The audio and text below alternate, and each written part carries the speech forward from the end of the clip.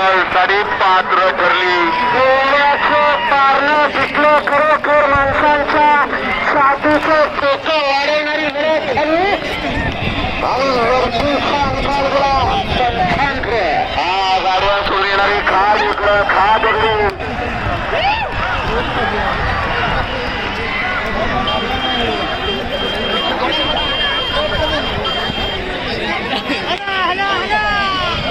या मैदान मोकळं करूया आशीर्वाद पैसे करा सगळे